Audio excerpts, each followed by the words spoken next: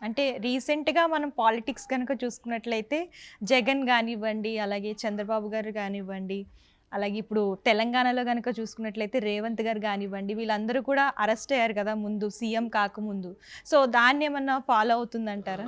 అది ఏదో అయాచితంగా జరిగిందండి. సీఎం రేవంత్ రెడ్డి అరెస్ట్‌కు ఇప్పుడు ముఖ్యమంత్రి తర్వాత ఎన్నేళ్ళకు అయినారు. దానికి సంబంధం లేదు. అక్కడ చంద్రబాబు నాయుడు గారైనా గానీ ఆయన ముఖ్యమంత్రి అయ్యేదానికి గాదు గానీ, కూటమి ఏర్పడడం ఒకటి. కూటమి అంటే బీజేపీ ఓట్లు గానీ, జనసేన ఓట్లు గానీ, తెలుగుదేశం ఓట్లు గానీ, అంటే వైఎస్ఆర్‌సీపీకి వ్యతిరేకమైన ఓట్లు చీలకుండా ఉండేదానికి అది ఒక ఆస్కారం, ఒక వేదిక ఏర్పడుతుంది. మూడోది ఏమిటంటే జగన్ మీద ఉన్న వ్యతిరేకత ఒక సైడ్ షిఫ్ట్ అయ్యేదానికి కూడా అవకాశం ఏర్పడింది. వీటన్నిటి కారణాలతో ఆయన ముఖ్యమంత్రి అయినాడు కానీ ఆ అరెస్ట్ అయిన దానివల్లనే ముఖ్యమంత్రి కాలేదు. ఓకే. కాకపోతే కారణాలు ఏవైనా ఉండి అది స్కిల్ కేసులో అనుకోండి అరెస్ట్ చేసింది. కొంచెం అది విద్యార్థులంతా కూడా అప్పుడు ధర్నాలు చేశారు కదా హైదరాబాద్లోనే, మీకు గుర్తుంటుంది.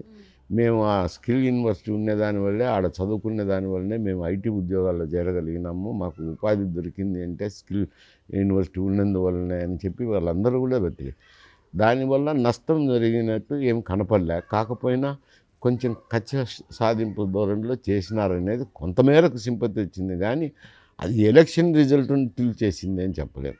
కారణాలైతే ఇవన్నీ ఉన్నాయి. అతని మీద వ్యతిరేకత రావడం అయితేనేమి, వీళ్ళంతా ఆ ఓటు చీలకుండా ఒక కూటమిగా ఏర్పడడం అయితేనేమి, ఇవన్నీ కారణాల వల్ల ఆయన ముఖ్యమంత్రి అయినారు. సార్ ఇప్పుడు రేవంత్ రెడ్డి గారు పరిపాలన ఒక సంవత్సరం గడిచింది కదా సార్. ఈ ఒక్క సంవత్సర పరిపాలనలో ఆయన సీఎం కాకముందు ఇచ్చిన హామీలు, అసలు ఆయన ఇచ్చిన హామీలు ఏమైనా నెరవేర్చారా సార్? ఆయన ఇచ్చినట్టు కాదు, కాంగ్రెస్ పార్టీ హామీలు. అంటే ఆయన చెప్పారు కదా కాంగ్రెస్ పార్టీ హామీలు అవి మేనిఫెస్టోలో పెట్టినారు. ఆ హామీలు నెరవేర్చినారా సీఎంగా అయిన తర్వాత అనేది ప్రశ్న. అంటే ఆయన కొన్ని కార్యక్రమాలు అయితే ఇప్పటికీ నెరవేర్చినారు.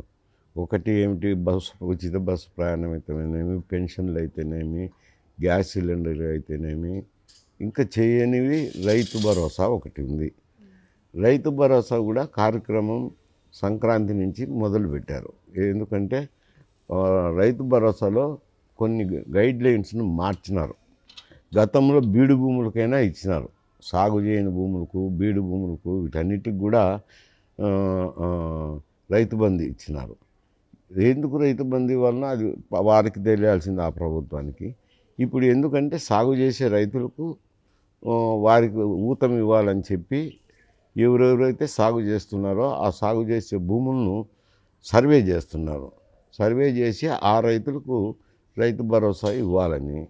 కాకపోతే ఒక 1000 తగ్గించినారని చెప్పి బీఆర్ఎస్ వాళ్ళు ఆరోపణ చేస్తున్నారు.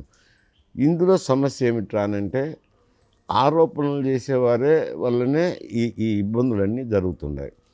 వారి ప్రభుత్వం గతంలో చేసిన అప్పులు దాదాపు 6 లక్షలు 7 లక్షల కోట్ల రూపాయలు అప్పులు చేశారు.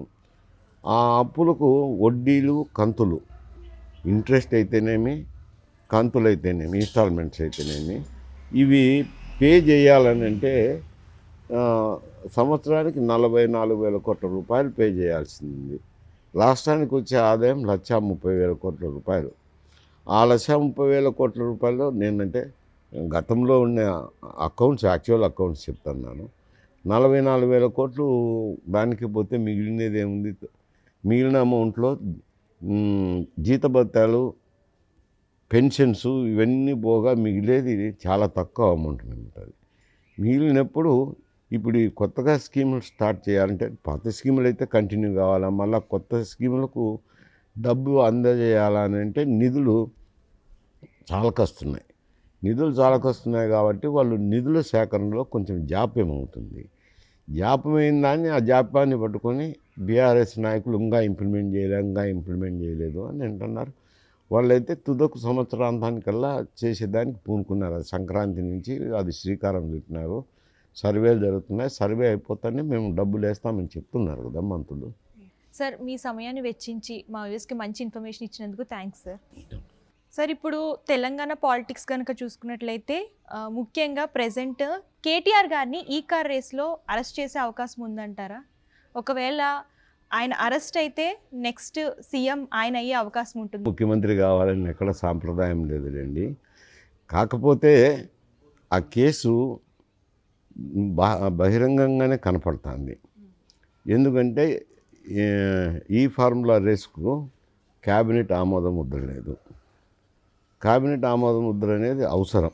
ఏదైనా ఒక స్కీమ్ స్టార్ట్ చేసినప్పుడు క్యాబినెట్ మంత్రిగా క్యాబినెట్లో చర్చించి నిర్ణయం తీసుకోవాలి. కానీ ఆయన ముఖ్యమంత్రి కుమారుడు కాబట్టి సొంత నిర్ణయాలు తీసుకుంటే సాంప్రదాయ విరుద్ధమవుతుంది. అదొక నిబంధన విరుద్ధంగా ఉంది. రెండోది, మనీ ట్రాన్స్ఫర్ చేసినారు ఒక కంపెనీకి. ట్రాన్స్ఫర్ చేసినప్పుడు డాలర్లో విదేశీ మారక ద్రవ్యంలో చేసినారు. విదేశీ మారక ద్రవ్యంలో చేసినప్పుడు reserve bank of India permission తీసుకోవాలి, లేకపోతే ఫెమా రూల్స్కు విరుద్ధం. అది ఈడీ దర్యాప్తు చేస్తున్నారు ఆ కేసుకు సంబంధించి. ఇంకా ఇక్కడ ఒప్పందం కుదరకముందే మనీ ట్రాన్స్ఫర్ చేసినారు అనేది 55 కోట్లు ఒప్పందం చేసుకోకముందే వారం ముందరే ట్రాన్స్ఫర్ చేసినారని. ఇవన్నీ నిబంధనలకు అతిక్రమించినట్టు జరుగుతుంది. ఇంకొకటి ఏమిటంటే ఆర్థిక శాఖ ఆమోద ముద్ర లేదు ఈ మనీ ట్రాన్స్ఫర్ చేసేదానికి. ఇటువంటి నిబంధనలన్నీ ఉల్లంఘించినది అనేది బాహాటంగా కనపడుతుంది. ఇంకొకటి ఏమంటే కనిపించని సమస్య, ఏ 55 కోట్లు అయితే అక్కడ చేరినాయో అవి ఏమిటికి ఉపయోగించినారు, ఎందుకు ఉపయోగించినారు అనేది ఎండ్ రిజల్ట్ అయితే తెలియదు. అందుకే ఏసీబీ ఎంక్వైరీ వేసినారు. ఈ నిబంధనలు అనేవి బహిరంగంగానే తెలిసిపోతున్నాయి నిబంధనలు అతిక్రమించినారనేది. తర్వాత ఆ ఎండ్ ప్రోడక్టు ఎక్కడ ఉపయోగించినారు, దేనికి ఉపయోగించినారు అనేది తేలాల్సింది. దానికి ఏసీబీ ఇన్వెస్టిగేషన్ జరుగుతున్నాయి. ఇవి అటు ఈడీ కేసులో కానీ ఇటు ఈ కేసుల్లో కానీ నేరం రుజువైతే తప్పకుండా అరెస్ట్ చేస్తారు.